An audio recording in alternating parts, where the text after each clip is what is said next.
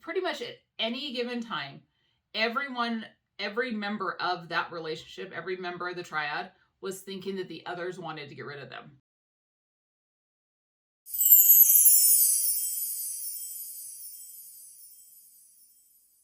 Hello and welcome back. It is so good to see you. And if you're new here, it's really nice to meet you.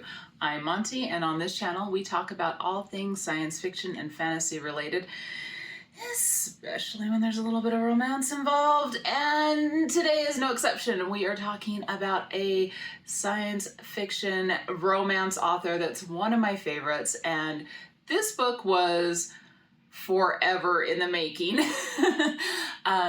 Yes, we are talking about the one, the only Ruby Dixon, and we are talking about the 5th book in the Corsair Brothers series, Bethiah.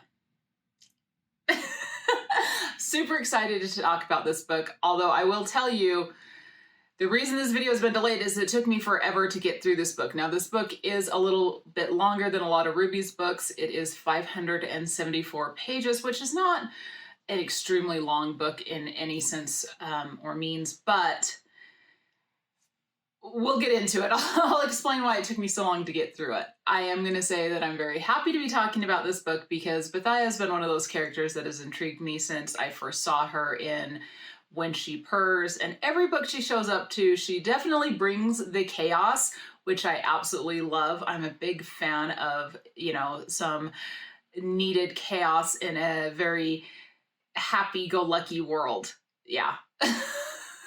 I say that as if the Ruby verse is happy-go-lucky, but usually with the stories, a lot of them, because they are romance stories, they're very happy, they're very romance beats, and Bethiah has always been one of those characters that just shake things up just enough to make it interesting. So I was very excited to see how her book was going to go. So if you're interested in knowing exactly what I thought about this book, how I'm going to do this is I'm going to give you a brief summary of the plot. There will be some spoilers because it's me, but I won't spoil the end for you. And then I'll go ahead and give my personal opinions on it and what I learned and took away from this book. So without further ado, let's get into it. All right, so the plot of Bethiah. Oh, this is gonna be fun. This is probably gonna be the shortest section because there wasn't a whole ton of a plot. Obviously there was a plot, but it's a very character-driven book. So let's just talk about the plot. So this book starts where the last book of the Corsair Brothers series, Bethiah, left off. What's happened is Bethiah rescued a human clone named Dora. So the first part of the book is Dora kind of trying to figure out how she fits in on Bethiah's ship and what she can do to kind of earn her place, because she's very scared of course, being sold back into slavery. And Bethiah, being Bethiah, the little chaos demon that she is, says, well, you should become a bounty hunter like I am. And in Bethiah's mind, Dora, because she is human, is very unequipped to take care of herself in this galaxy, which, yeah, most humans are. And Bethiah decides to take her to see Zakwar of the Broken Back and possibly get her modified with an arm cannon or some other cybernetic parts to help her be able to protect herself more. So when Bethiah takes Dora to see Zakwar is like, no, I'm not modifying a perfectly good human that has no, her limbs aren't mangled, she has no injuries. No, I'm not doing this. And as Bethiah and Zakwar are arguing about this, Dora is kind of just looking around Zakwar's shop and is kidnapped. Now, don't get too excited. Dora is kidnapped by Jameth. We are introduced to Jameth in When She Purrs. He was introduced as a bounty hunter, and he and Bethiah had some tusslings then, and have since had many tusslings in all their interactions in every book they appear. In fact, the ship that Bethiah is currently piloting is Jameth's. And Jameth is back to get his ship, and when he sees that Bethiah has a human with her, he takes her because, one, he's he thinks, well, this is one way to get back at Bethiah and make Bethiah chase him. But also he's very concerned for the human, thinking that Bethiah is now into slave trading. So after some silliness and some tracking by Bethiah, of course, all three are reunited. So now we have Dora, Bethiah, and Jarmuth. And after some careful negotiation and some back and forth, it's decided that all three of them are going to work together as bounty hunters. The first part of this book is really the development of this relationship. Dora is the one that brings it up. So her idea is that, you know, if Bethiah is willing and if Jarmuth is willing, that they should just be together in what she calls a triad. That's really, for the next little bit, is them establishing their relationship, both emotional and physical, sexual, everything is them developing this relationship. After a while, they do end up going to see one of Jarmuth's friends to get the ship refitted because the ship is not great. It needs to have some retrofits done to it, especially to accommodate this new relationship and to give them more living space for all of them to be together. And they go to see this friend of Jarmuth's who is an older Praxian, and he has like over 30 wives. And pretty much what it is when slaves have gotten too old and they can no longer be sold, this man takes them in and marries them, makes them his wife, and provides and cares for them. And they all seem to be happy with it. They're all happy to be there. So we have this wonderful polygamous relationship happening on the space station, and it works. And I think that encourages our characters to see that their relationship can certainly work.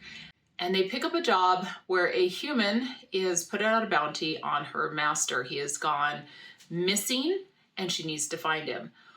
Well, there's a twist to this. Of course, this human is someone from Bethiah's past. And this is really where the plot, like the action of this story begins. They take this bounty, this human is brought on board, which of course adds conflict and shenanigans because this human is just the worst.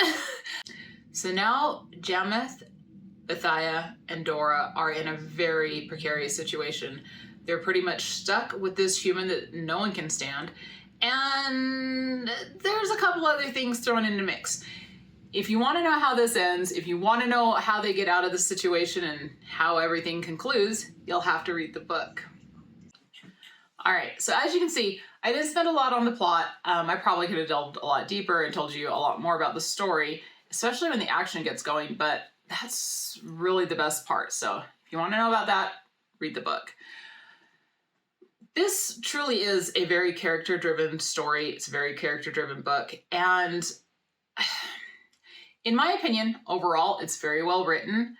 However, I think a lot of it is somewhat redundant. I wasn't surprised to learn that Ruby released this as a serial on her website, and that would make sense because to me, there's a big section in the middle that I had a hard time getting through. And it's not because it's not well written, it's just because it was hard for me to relate to personally. So other people may feel a lot different about this book if they read it. If they have this type of relationship where they have multiple partners and they've navigated through this kind of a relationship and getting the dynamics and the boundaries set up, I could see them relating a lot more to this book. That's not been my experience, so I found it very interesting, but it also seemed to me like there was so much miscommunication between between everyone, and that there was so much, pretty much at any given time, every member of that relationship, every member of the triad was thinking that the others wanted to get rid of them. And there was so much insecurity displayed by the characters, and it made you kind of get an understanding of why Bethiah has that kind of insecurity. And Dora, kind of, because, you know, she doesn't really know her place in the universe. She's a clone. However, Jarmuth's character was the least developed character in this book. So, yes, he is a cyborg. He has older parts on his body. He doesn't see himself as handsome or attractive. And so I understand that. I understand the, the low self-esteem from that. However, he has two beautiful, wonderful, intelligent, clever, compassionate, kind of more on Dora's part than Bethiah's part, women that really want to be with him and want him as part of this group. But yet he's always questioning whether they're going to get rid of him, whether, what is his place in there. And it's kind of sad too, because one of his fears is that he's just being used as a convenient, for them. And I wish there would have been more to his backstory. I wish we would have learned a little bit more about him, so he kind of felt like a more developed character. I think that's the one thing that this book was lacking, was really understanding Jameth's perspective. Because in all the books he's been in, When She Purrs and there's a couple others throughout the Corsair and Rizdiverse series, we get glimpses of him. We don't really get to know a lot about him. And unfortunately, this book doesn't do Jameth justice. That being said, though, overall, I think it's a really good book. And if you're ever been interested in like how the dynamics of a triad could work, of a polyamorous relationship, I think this book does a very good job of explaining it and kind of going into what the emotional dynamics would be in that. Like I said, I've never been in a polyamorous relationship, so I can't speak to it from like personal knowledge. I think that this is a very interesting book, and I think it's good that Ruby has kind of started to expand the types of characters she writes and the types of relationships she writes, because normally she does write male and female romances. And so to see this kind of branching out and exploring these other types of relationships, I think she does it in a very respectful way. And she'll get better, right? I mean, I'm sure it's not 100% what everyone has experienced, because that would be impossible. But from an outsider perspective, to me, it seemed very respectful. To me, it seemed very realistic. And it did do a lot of exploring into the emotional side and, that kind. It wasn't just pure sex, although there is a lot of sex in this book. So you get a little bashful when you're reading very steamy scenes, this may not be the book for you. But there is a lot of conversation. There is a lot of internal monologues by all three of the characters. Jameth the least. I will say that. So overall, I did give this book 4 stars because the end, the last 45% of the book really to me was good. It was like what I like, my little action adventure story along with some romance. I thought the characters were very interesting in that part. I thought the little, everything they were doing in that section was very, very interesting. The first 55% of the book, a little slow for me. And that might just be because it didn't speak to me as much as other types of relationships or, what was going on in the book would. And so it was just a little bit harder to navigate, and it took me a little bit longer to get through it. Doesn't mean it wasn't well written. It was just, I think I had to spend more time understanding and thinking about a lot of what the characters were going through. So this book is truly about 3 people that are coming from places of emotional insecurity. They've had things happen to them in the past that's not great. And each one is different. With Bethiah, she has, loved and lost, been betrayed. And so she doesn't feel like she can really open herself to people and be vulnerable with others without having that fear of getting hurt.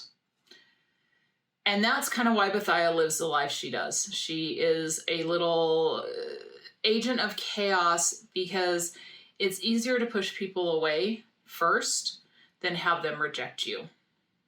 And through this book, she learns to come to terms with that and learns to accept herself and accept that people do want her around, that she can contribute to a relationship and bring something to a relationship that maybe she didn't realize. And it's really her accepting herself throughout this book and understanding that she does deserve love.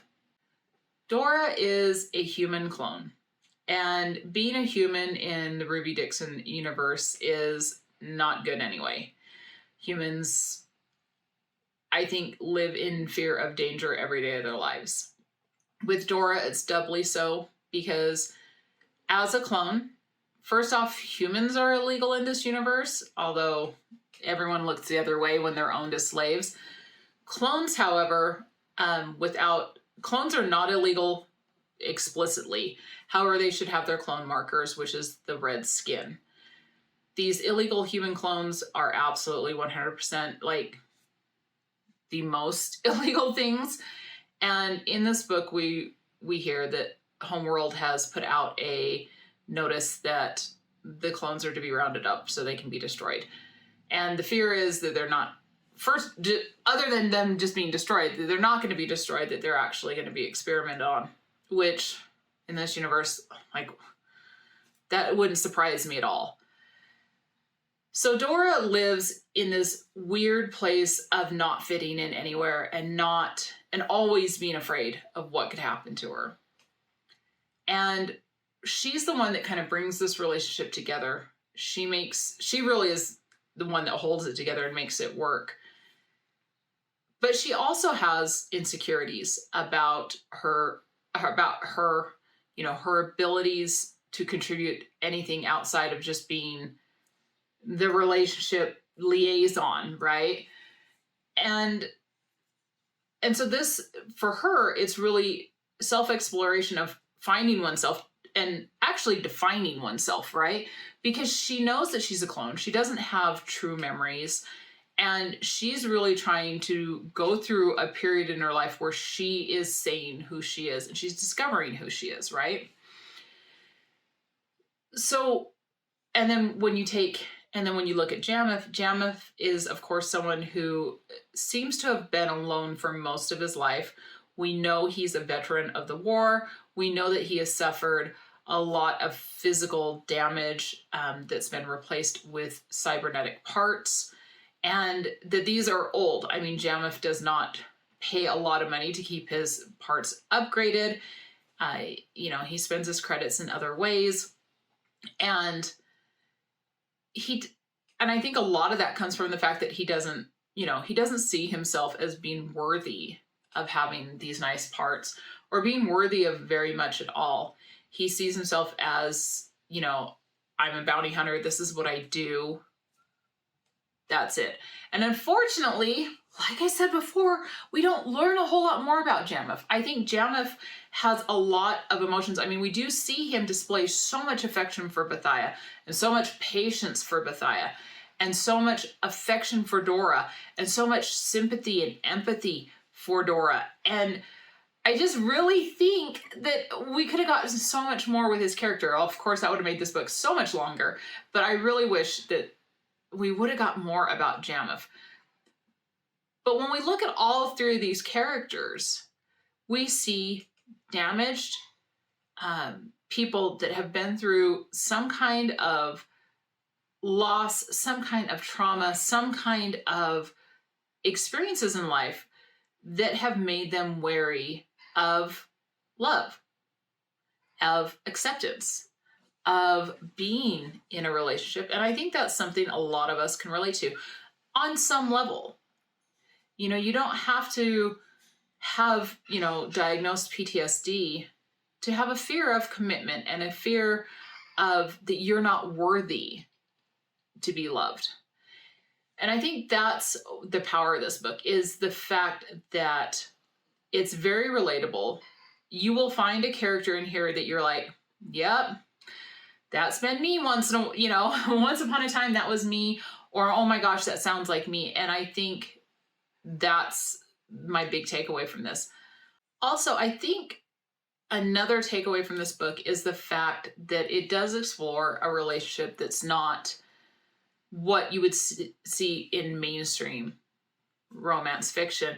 And I think that's very important. I think representation is very important. And I think handling relationships like this and handling this on a more emotional level and showing how communication has to happen, how miscommunications can happen, and everything that goes into this dynamic was really, really important and really, really good. And I think that the message that this book is trying to say is really, we're all worthy of love. So the other thing that I find very interesting with this book is it is according to Ruby, as of now, it's the end of the Corsair Brothers series. And with the Ice Planet Clone series just starting up, it's a very interesting thing because clones are now everywhere in this universe, right? And if you do not read the Fire Blood Dragon series that she has, it may not make a whole lot of sense. So here's the rundown. There has been a temporal tear in time and space in that series, and that's what allowed all the dragons to come to Earth. When that happened, that affected Earth because that is part of the Rubyverse, right? Because we see that there are the species, the dragon species, in other books. When that temporal tear opened, it made Earth kind of go into another dimension. That's how it's worked in my head. It's in another dimension now. So the rest of the galaxy that used to go there to abduct humans and take them as slaves can no longer see Earth. Earth is no longer there. So the humans that remain in this galaxy are now being used to clone. And unfortunately, when you are used to clone, the original is killed because they take the brain matter and chop it up, and that's how they make the clones from it. And I think that, to me, this is so smart on Ruby's part because it's changed. It ties into her other completely separate book series, so the whole universe makes sense. And also, it kind of adds another element of danger for humans. No longer are they just being abducted from Earth and we have to go rescue them. No, now, any human that is currently in this universe could be subjected to being a donor for clones, right? And we have all these clones running around, and it's a mess. But I find it very exciting. I love when Ruby does this, when there's another twist added and we've got some more progression in the story. I know I have to talk about Rahul's Resonance, and because that is the first book in the Ice Planet Clone series. And I'm going to tell you, I read it, didn't make a video because work and everything else. And now I was going to do that before I did Bethiah. And I was trying to kind of go through like what happened in that book, and I have forgotten everyone's names. I vaguely remember the plot points. So I'm going to reread Rahul's Resonance and get back to you. And then I'll give my thoughts. Because I remember my feelings from the book, but like the details of the book, not so much. So I'm going to reread it. Let me know. Have you read Bethiah? What did you think?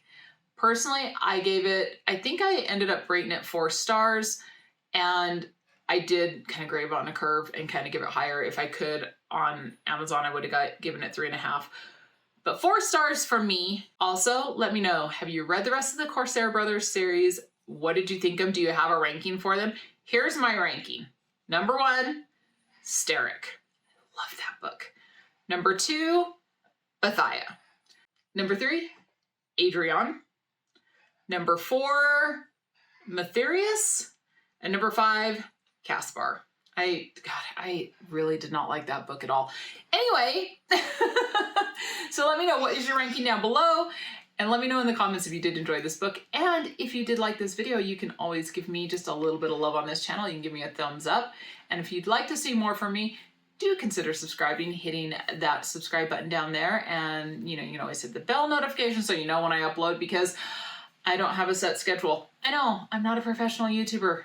I had a full-time job. That always comes first. But I do love talking about my trashy romance books, and I love talking to all my little trash panda friends. So when I get a chance, I will always upload a video. And I've read a couple of other books that they were a lot. So I'm excited about talking about those because they are by a couple of new authors, and wow. So hopefully I'll have some more time coming up and we can talk more about these books. And until next time, take some time for yourselves and love you. Bye.